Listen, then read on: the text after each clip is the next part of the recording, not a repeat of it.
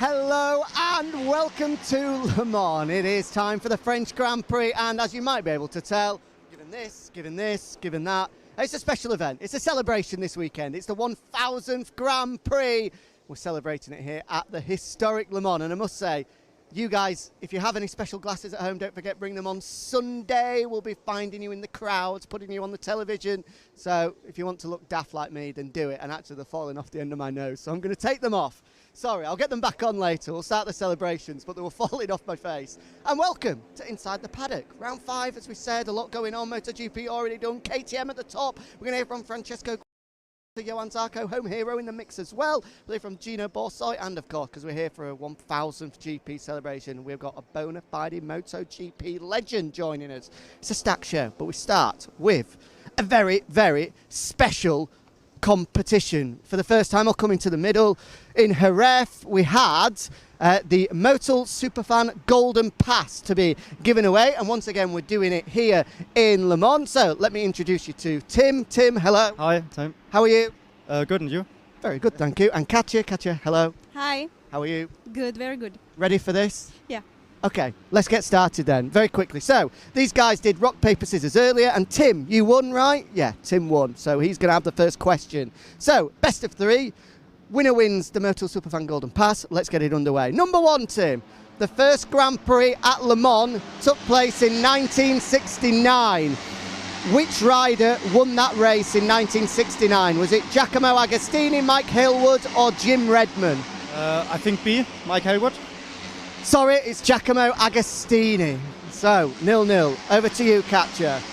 In 2003, there was an epic race decided at the last lap, last corner, with Valentino Rossi, Sete Gibernau and Alex Barros. But who won? Was it A, Rossi, B, Gibernau, or C, Barros in 2003? A? Valentino Rossi? No, it was B, Gibernau. So, we're still 0-0. Tim, what is the maximum speed reached by a MotoGP bike on the Le Mans circuit? A, 250 kilometres an hour, B, 323.7 kilometres an hour, or C, 370.2 kilometres an hour? B. Correct. Well done. 1-0. Next. Le Mans is known as a stop-and-go circuit. A lot of braking and acceleration. But how many left and right turns does it have? Is it A, 3 left, 11 right, B, 8 left, 6 right, or C, 5 left, 9 right? C. Correct. Well done. 1-1. So, final questions. Here we go. This is the tiebreaker. How many podium finishes Motul-sponsored, get the plug in, rider Johan Zarco achieved at his home Grand Prix? Is it A, 1, B, 3, or C, 5? In all classes, 2 and... All classes. 3. Correct. Well done, Tim. So, pressure is on. You need to get this right to take it to a tie-break. Who is the rider with the most MotoGP wins here at Le Mans? A, Jorge Lorenzo, B, Valentino Rossi, or C, Marc Marquez? C. I'm sorry, it's Jorge Lorenzo with the most wins here. So, Katja, apologies, but Tim, congratulations. You are our Motul Superfan Golden Pass winner. How's it feel? Very good, thank you. You're very welcome. And here is your prize as well. Congratulations. What's the first thing that you're going to do? Who do you want to go and try get a selfie with? I check Miller, or I try to look all the riders. Really nice. Go and enjoy it. Well done. Congratulations. Great work by Tim. Commiserations to Katja. Oh, and we have a commiseration gift as well. Katja, well, you don't go home empty-handed. What is it? Let's just have a look. Oh, it's a cap. Very nice. Thank you. Better than nothing. Sorry that you lost, but well done anyway. Okay, there we go. Motul Superfan has been decided. Congratulations. And now, time for the bona fide MotoGP legend that we promised. None other than a man himself. He's actually... I'm not going to say any polite words about him because he's my arch rival this year. It is Nick Harris. How are you, sir? Good to see you. Very good, thank you. I was just saying, I was going to be polite, but then I remembered we're going head to head. We're enemies. Absolutely right, we are. Yeah, and you know, I hope you looked at the point scoring of you recently. I have. It's still me on top. Well, aren't I joint with you? I think so. Oh, are you? I think you'll find that is the case, but there we go. Well, it's a big weekend ahead. I nearly. Who did you have for practice one? Can you remember? I can. I'm thinking hard. Quattararo. I went for Zarco, so we're both still level on points. Yeah, so nil par for Eurovision. I've got Jack Miller for fastest on Friday, so I'm hoping the heavens open. Yeah, I've got Jack Miller as well, I think. Yeah, so we might be quizzing. Anyway, Nick, great to see you. The 1000th Grand Prix. I mean, so many memories. What's it like being back in the paddock? Very, very strange indeed. I haven't been in the paddock for 5.5 years. When you stop, you just cannot understand what a massive part of your life it is, and it's very, very hard. It's taken me 5 years, honestly, to sort of get over it. I was nervous about coming back. I've been here an hour and I've shaken 500 hands, and I've thoroughly enjoyed it. And being the 1000th Grand Prix, I thought if I was ever coming back to one, this was the one to come back to, and I'm glad I've come back now. Yeah, but it is strange. I will be honest with you. Yeah.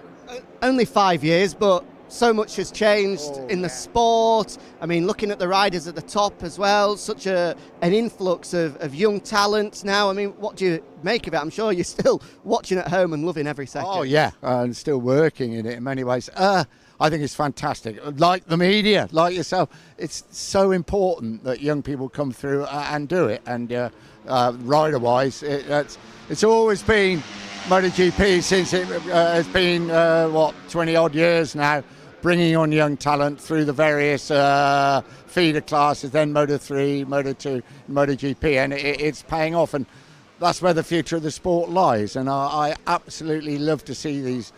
When I was doing it, they were riding in Moto3, most of them, or some of them in Moto2. Now they are winning Grand Prix. I think it's brilliant, yeah. Nick, brilliant to see you here. I'm sure we'll catch up throughout the weekend, but I need to go off and speak to Gino Borsoi. We need to talk. You better go and say hello. I will do on your dad. Great to see you again. There's 501 hands now. See you in a bit, Nick. Good to catch up with Nick Harris. What a legend that man is. Brilliant to have him here as Johan Zarco flies past. Whoa, we nearly caught out Johan. All good. He's all good. There he goes, flies past. Okay, let's talk about that man. 4th overall in practice 1. Was a part of the big celebration that we had on Wednesday, the rider fan parade, where there were hundreds of French fans following Johan on his Ducati GP23 through the streets of Le Mans. If you've not seen that, well worth watching. It was some spectacle, some event. And yeah, good start to life as well. Gino Borsoi is, of course, always good value. So we can catch up with him and just find out what exactly is happening down at the Pramac Racing box before we then run and grab a word with Francesco Guidotti, because KTM's 1st and 3rd. Jack Miller fastest, Brad Binder 3rd, Luca Marini was in the mix as well. But we'll start with Gino Borsoi. Rita, the press officer, is just jumping in the way. Good morning, guys. How are you? Fine. Bonjour, ça va? Oh, ça va, merci. Et vous? Having fun? Oui. Good. Glad to see you here. Supporting Johan? Supporting Johan? Yes. Of course. Enjoy. Just trying to fill some time. We're waiting for Gino Borsoi. Gino. Yeah. Hello. Morning. How are you? I'm fine. What about you? Yeah, I'm not bad, thank you. It's 1000 GPs. I'm in a party mood. Perfect day for all of us. Absolutely. I wanted to come and chat to you about Johan, home GP. 4th overall was a good start to life. No? Can you hear me? I can hear you. Something about Johan Zarco. Yeah. Tell me how he Maybe it's did. a wrong moment to have an interview with you because I cannot hear you. Johan Zarco, how did he do? Well, honestly, I'm really happy about the practicals tomorrow. He did a really good lap time, especially with the new tire on the last part of the practice. So seems we are everything more or less under control. He happy about the bike. He can ride the bike how he wants. So, well, apart some small problem we had at the beginning of the practice in terms of riding on the hard tire on rear, but I think we can solve the problem because it was just the first part of the practice where the grip was not so really good, so we have something to work on it. But apart of that, with soft tire, it was quite fast. The most part of the track, a part of sector 3 where he lost a bit, and we have to work on these 2 corners. Is there a different Johan this weekend? He was loving the pre-event on Wednesday with all of the French fans giving him so much support. What's he like in the box? Wow, it's amazing atmosphere here. I think for him it's a really good atmosphere because as a rider, I remember when I was a rider, when you have all the guests, all the people around you, they push you all the time at the maximum. So it's nice, a nice atmosphere. Nice even for him. He's a really kind guy with the people when he's on the paddock. I saw Zarco yesterday in front of the people in the pit lane. He was there for a lot of time, make signature for everybody. So really good. And well, when you are at home, you have people pushing you. So I hope he can make a really good day for the team, for him, and for the fans. Top man Gino, I'm going to go speak with Francesco Guidotti now. Have you got a message for him? One of the best friend of mine. I love Guidotti. I can say he's my teacher. yeah, because he's a really kind guy. Actually, I exchanged a lot of things. He was the boss of Pramac in the past, so he knows perfectly this team, and I need to learn from him. So sometime have a really nice conversation, and maybe do it the weekend too. But I wanna fish in front of him this weekend. Absolutely, I'll tell him to slow down. The guys are going a bit quick at the moment. Gino, thank you. Good luck this weekend. Say to him that I wanna beat him. Hey, I'll let him know. The challenge has been thrown down. The gauntlet thrown in front of Francesco Guidotti by Gino Borsoi. So let's go speak to the KTM Factory Racing team boss, shall we? Just to the left here in this busy Le Mans paddock. You can hear the Red Bull rookies out on track at the moment. Then we've got MotoE here as well. And well, we've spoken with one legend. Let's see if we can speak with another as well. It is, of course, the 1000 Grand Prix. We have to speak to an absolute legend. This man right here. I have a present. Just now I have a present. Look. Giacomo, how are you? 1000 Grand Prix. You, of course, the most successful man out of all of those 1000 Grand Prix, winning over 10% of the races. What's it like to be here for such a special celebration? Yeah, it's fantastic because when you think it's 1000 Grand Prix, it's incredible. But I'm happy to be here and to have a party with everybody for the 1000 GP win. Absolutely. We've got some special glasses. Sophia, these are our 1000 GP glasses. Would you like a pair? You can put them on if you'd like. I'll have a pair as well. I can put them on. Me and Giacomo can be styling them together.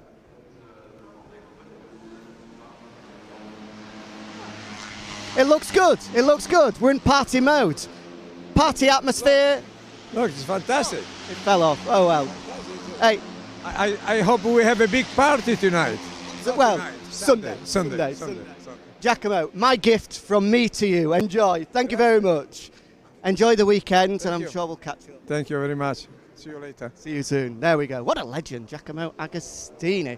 15 world titles, over 120 race wins. He is the absolute man. And even got him to pose for a photo with the little 1000 GP sunnies on as well. Let's see if Francesco will do them. Francesco, actually, of recent weeks, has been sporting some brand new glasses, some little bifocals, and I must say they do look nice. Maybe we can do a sunglasses swap. Let's see. He's down here at KTM. We're brushing past the gas box, of course, with Augusto Fernandez, who had a good session up inside the top 5 at one point, but in the end, it was these boys that marched on towards top spot. Sorry guys, let me squeeze through. God, these Red Bull rookies don't half make a bit of noise, don't they? But anyway, we'll try and continue. So, here he is, Giacomo Guidotti. Giacomo, that's his brother, Francesco Guidotti. Ciao, Francesco. Hello, nice to see you again. Yeah, I know. Hey, this is what happens when you're top of the timesheets. I'm going to come Thank speak you. to you. When you are not fast enough, you don't consider us. Exactly. So Real it's, friend, real friend. You're a real friend. I am a real friend. I'll always tell you how it is. We've just been chatting with Gino Borsoi. He said, "Oh, you are the master, the teacher," but he said, Really? his challenge this weekend is he's desperate to beat you. Yeah, I think he has some good chance here. For Zarco, it's the home race, so it's always a boost of motivation to be at the home race. Yeah, why not? How much of a release of pressure, release of expectation is it that after such a great weekend at Jerez, you come here and you're still competitive, you're still fast? Oh, it's FP1 was good, but lap time is still quite low. Don't listen to him. It's usually it's not right. This time I have to agree. No, we should have grabbed a word with Jack. We'll see if we can get him on the way out. But I mean, first and third. Seriously, it's nice to be there because afternoon weather forecast says there will be some rain, so it was safer to be on top, at least on top 10. And lap time is quite good, but it's not enough yet to feel safe. And I think someone made a little bit of strategy like Bagnaia. Maybe he hasn't had the best time attack, but the pace was really good, especially in the second run with the used tire. I think he worked already for the race, and yeah, let's see. We saw the celebrations after Jerez. It just feels like there's such an atmosphere in the team at the moment. Just explain to everyone at home just what it's like. Because at the start of the year, we all said, oh, Jack and Brad together, it's going to be a bit of a party down here. But with the results, it's proving to be just that. Yeah, but we didn't celebrate like we wished. Because Saturday, after the winning of the sprint race and the third of Jack, there was Sunday, so too early to celebrate, and there was still some work to do. On Sunday as well, there was the test on Monday, so we didn't properly celebrate it. But yeah, it was a good atmosphere, and there is a good atmosphere in general, not only when we succeed. Say it quietly, but after Le Mans, there's 3 weeks break. So if you have a good result on Sunday, you've got time to recover. Yeah, but some of us has to go back home by bike. So did you ride here? Yeah, me and some others. So yeah, we have quite a lot of wet time. Yeah. How long did it take on the bike? I left from Barcelona Tuesday afternoon. I was here Wednesday afternoon. What are you riding? Super Adventure 1290R. Very nice. I bet you look. Was it what in a big convoy? How many of the? Did you all ride together? Did you all ride together? No, we've met here and then we go back together. We didn't yet decide which way because we are looking at the weather condition to avoid some rain because we had a lot. Well, good luck on the way home then. And if anybody at home is watching and you see Francesco in a group of 1290 Super Adventures, honk the horn, give them a wave. Okay. Good luck the rest of the weekend. Thank you. Cheers, Francesco. Oh, have you got your special glasses for Sunday yet? Wow, that's nice. They look nice, no? Yeah, would you like a pair? I want one, yeah. They're yours. Thank you. From me to you, Francesco. Oh, you friend. I know, I said I am your friend. There we go. Giacomo Agostini's just had a pair as well. Oh, wow, look good. Legend. The legend, yeah. So you and Giacomo, the only two in the paddock, styling them out. Wow, we have something in common. Exactly. There you go. Your special gift. Good luck. See you later. Good to catch up with Francesco. There we go. A special gift for him from me. Let's say I'm so generous. No wonder people like to chat to us on Inside the Paddock. We're giving away Motul Superfan Golden Passes. We're giving away... Let's make some noise, guys! Jack Miller fans, Johan Zarco fans, all here trying to glimpse a little bit of our stars. And let's not finish yet. Let's head in this direction. See if we can maybe grab a glimpse of our other home hero, Fabio Quartararo. He's just down the bottom end of the paddock. We're giving gifts away left, right and centre today. I'm feeling generous. Might only be May, but I'm the father clause of the MotoGP paddock. Anyway, good to hear from Francesco. Always in good spirits, and unsurprising given how good KTM are going at the moment. And as I said, Augusto Fernandez right in the mix too. Up inside the top 5 at one point, did eventually drift backwards, but it's a big time for the Gas Factory Racing rider. A lot of talk that Pedro Acosta, unsurprisingly, is looking to try and make a move up to MotoGP next season, given the fact that he's just so good on that Moto2 bike at the moment. And you would have to say, given the fact that Jack, Brad, Paul all have 2-year contracts, people are looking at Augusto and wondering just how good are those performances as a rookie. But so far, he's doing a very, very impressive job, I think. Points in all four of our Grand Prix, and fighting right at the sharp end this weekend. Disappointment here for the Crypto Data RNF team. Ralph Fernandez, unfortunately, pulling out. Arm pump surgery and the recovery just coming too soon. Miguel Oliveira not here, so instead there's this man, Lorenzo Savadori. Lorenzo, very quickly, how was that? Good to see you back. Thank you. I hope Miguel return soon. But here we have some work to do with the 22 bike, and well, we start the weekend also today. Like we will see. Oh, good. At least the sun is shining for now, so we can't complain. Yeah, it's good. I hope in a sun for the all the weekend. Don't we all? Go and enjoy. Good to see you back. Great to hear from Lorenzo Savadori, stepping in for Miguel Oliveira. And then let's just finish by the Yamaha boxes. Big weekend for Fabio Quartararo, the home hero. Desperately hoping to try and put on a show for his home fans. It's been a tough time of late for the Yamaha man. Of course, Jerez in particular, a nightmare weekend. Never qualified outside of the top 2 positions in his MotoGP career before we went there. Ended up on row 6 of the grid. Managed to salvage a top 10 despite 2 long lap penalties in the Grand Prix on Sunday. But Jerez is Fabio's circuit. Here has been Yamaha's circuit in the past. Jorge Lorenzo, as we said in the quiz, the most successful man ever here. But can he do it given the recent changes and the fact that Yamaha are struggling as much as they can? We'll have to wait and see. But one thing is for certain, he's going to get plenty of support. Look at this, it's a flag given to him during the parade on Wednesday. The number 20, El Diablo, will have 110,000 people singing his name on Sunday. Will that be enough to charge him towards the front of the field and for him to become the first ever Frenchman to win a Premier Class race here on home soil? We'll have to wait and find out. Join us later today for MotoGP Practice 2. No Inside the Paddock tomorrow because Moto E is back. 2 races for you on Saturday, and then, of course, all the celebrations kick off on Sunday. The 1000th Grand Prix, Moto3, Moto2, MotoGP, 2 o'clock local time. Do not miss it. It's going to be a big one. Thank you. We'll see you next week.